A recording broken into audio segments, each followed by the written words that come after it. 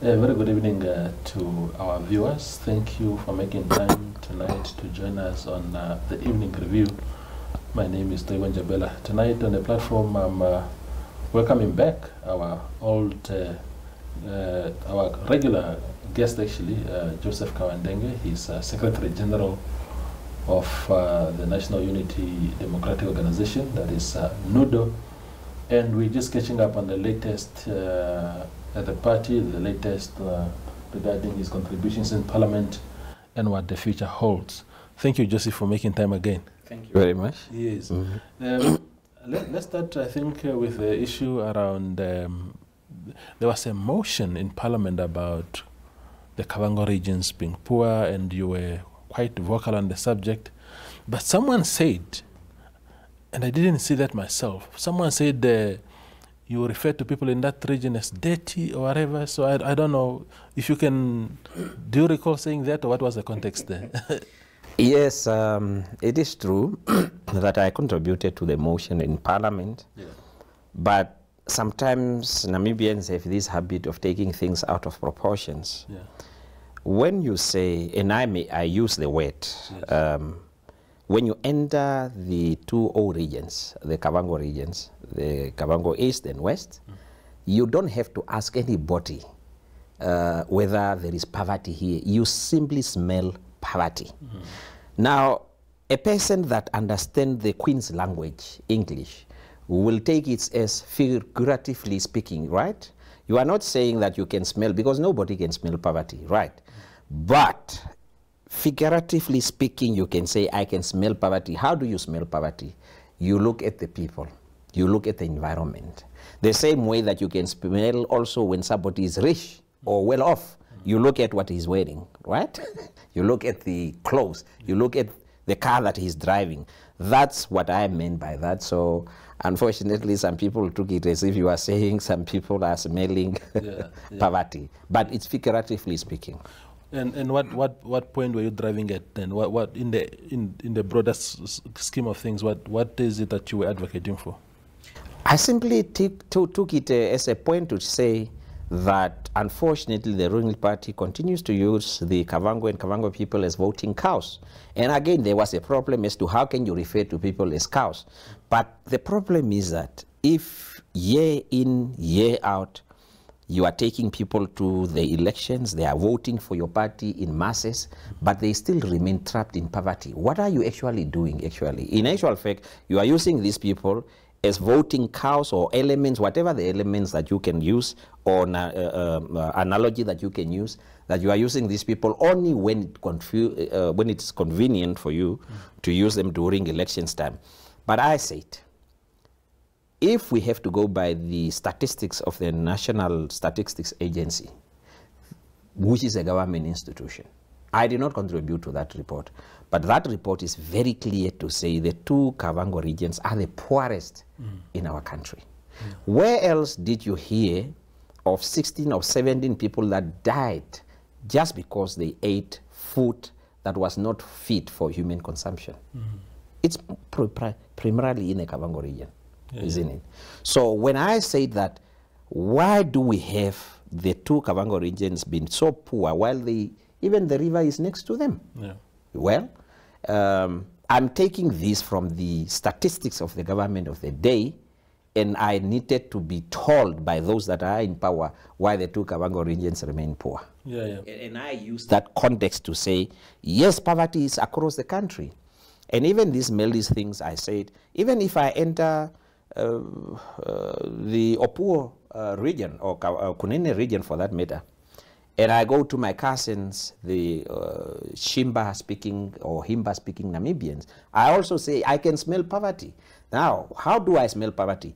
If a person can take a goat skin and really make that goat skin it nicely, cook it and start eating it, that person says, I have no other alternative. I need to eat. But how do you eat a skin, a goat skin? But it was reported in the media. They were eating it. So these things of the cake of our independence been shared selectively. Yeah. Some regions are well off, some regions are not well off, some people are well off, some are not well off. That is the message that I was driving to say, if we have to eat on the cake of our independence, we must divide the slices in equal proportion to all the kids, whether they are from the wedlock or outside the wedlock, but they are all Namibians. And that was my central message, really, when I was debating that issue. Yeah. The paradox, and you've touched on it a little bit about them having rivers flowing there, but we also have, we're supposed to have had green schemes also in these regions. Some of them are dormant now, white elephants. We are told that foreigners may come in and join up in PPPs with the government or locals here to revive those schemes. Isn't that such an irony also, that the region that is supposed to be really the breadbasket, is supposed to be really the pillar of our food and agricultural potential, are actually languishing in poverty like that? Exactly my point. And to add insult to the injury is that you had some members of parliament that are hailing from the Kavango region taking the floor in parliament just to say, no, that word is wrong that I use. But they are not defending or really saying, no, somebody at least had the courage to stand up and say how it is, right? But I hear they had a serious backlash back home from their own people to say, why are you denying that we are poor, right? But to your question, this green scheme, it's true. That region, and if you go by the statistics in terms of our population, the Kavangos as a tribe, as a community, are the second largest in this country from the Oshiwambo-speaking Namibians. They are way above there, the second, and then we can continue with the others. Such power, such numbers have been translated into making these two regions sustainable or sustaining themselves, and whatever they are planting, they also the leftover to to bring it to the rest of the country. Green schemes could have worked very, very good in that region because the water is just there. You don't have to transport or put pipes and what for long distances. So my central message was that what is the problem? Why the two specific regions remains in perpetual poverty 33 years or 34 years after our independence? And I needed answers from those that are in power as to why is the situation like that. Yeah. Tell me, Josie, you might not have been in parliament that day, but there's a very likelihood that you were there when Utani Nyoma, the Minister of Labour, also made remarks about the debate was about sanitation, digging up pit latrines and whatnot. And the minister goes on, stands up in that August House and says that people in the north are hardworking, unlike his people, and he seems to have been referring to his half Herero. You are Herero. Are you guys lazy? Well, the question that I thought people should have asked Honorable Utoni Nyoma is that does he have a pit latrine at his village in the Oshinene area? Where is he sailing from? He doesn't. And he must come and rocket and tell us where did he build it, in what village. The village where his mother is coming from, he doesn't. So if he's saying that the Ovaherero speaking Namibians are lazy, by implication he is lazy as well. So he, but I think it was really far-fetched for him to make that statement, because you cannot equate or put tribes or communities against one another to say this one is hardworking than the other one. It was an unfortunate statement, really, as far as I'm concerned. It has tribal undertones in itself. It really stirred up emotions that people have suppressed for a very long time.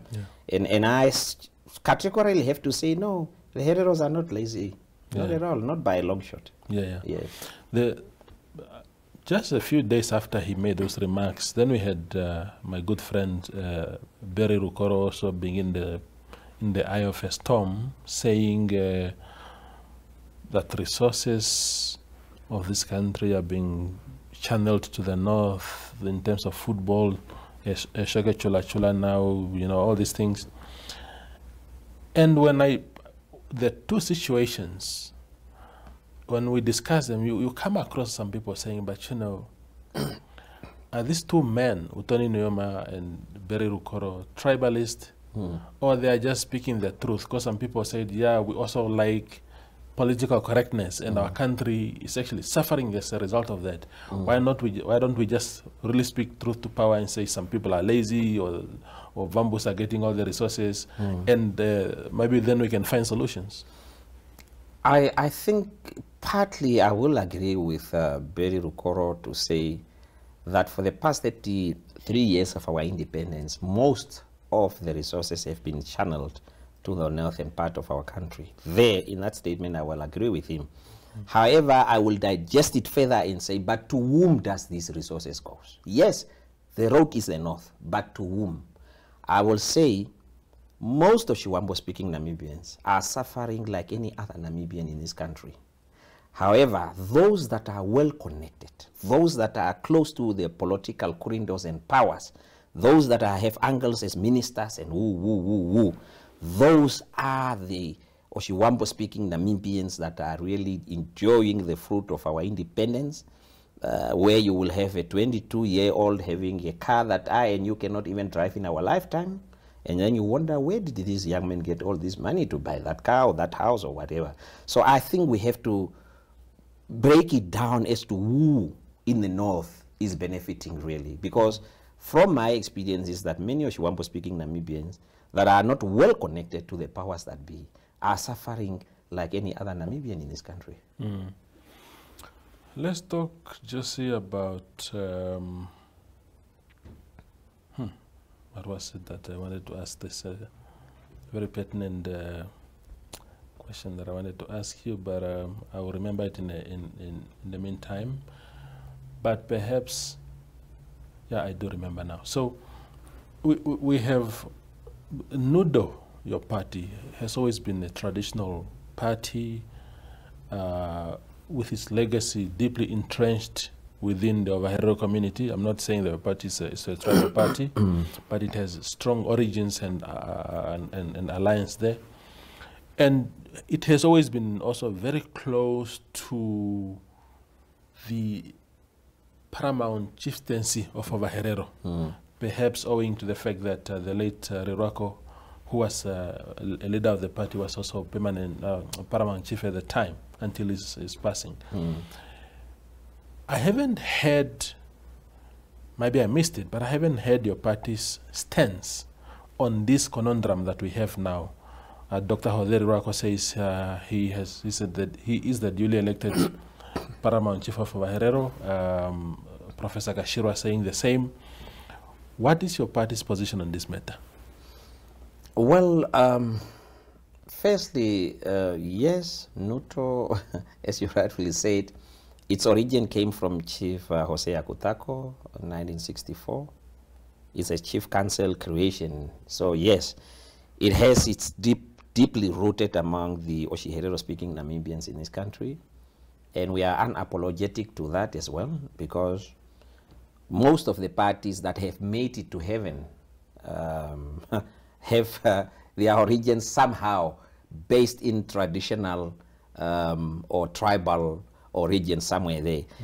Most of this party that comes from what do you call it, liberal ideals and ideologies of we are coming from nowhere, have never really stand the test of time, unfortunately. But bearing that in mind, we have expanded the party and said, but the party should embrace all Namibians. That's why 2 weeks ago we were in Kavangos region, and it's not the first time for us to go there. And anybody that could see the picture could see that there are young people of Kavangos-speaking young Namibians that have joined the party. We are in Sabesi, we are in the south. So we are trying also to bring in other Namibians, not necessarily Ovaherero-speaking Namibians. Yes.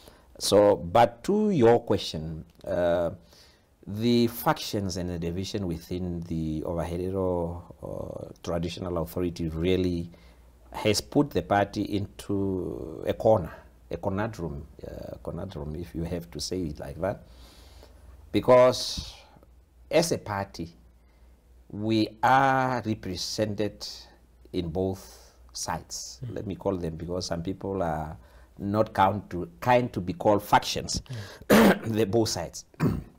So now, as a party or as party leaders, you have to treat very carefully, because on both sides there are Nudo members. You can say there are many here in numbers or less here in numbers, but on both sides there are Nudo members that call Nudo their political home. So our stand has always been that we must take a neutral position. But of course, we are also human beings as leaders. Even if we say we have to take a neutral position, you will have leaders that will say, no, but I'm identifying myself with this or that sides. And that has put the party really into a very difficult position. But our position remains that let's coexist. The matter is before the courts. The courts will pronounce themselves one way or the other as to who is the legitimate paramount chief among the two. In the meantime, let's be, whoever is wherever he or she is, remain there. It's your democratic right to choose to be wherever you want to be. But when we come to the party, Nudo, we must forget these two things and work only in the best interest of the party. But of course, as you know, that will be difficult. It's difficult to attain that, but we are trying our level best to bring that message home. Joseph Kauandenge is a human being. He's a subjective being like all of us. Is it Hode or Kashirwa for you? Whichever pronouncement I make on that question will be the headlines of all the absolutely all the Ovaherero platforms around the country. No, I have my own preference, as I have said. I'm not hiding that fact. But I'm also mindful of the role that I have to occupy as the father figure between the two. So I would rather remain silent on that one and then just try to bring the two sides together to the best of my abilities.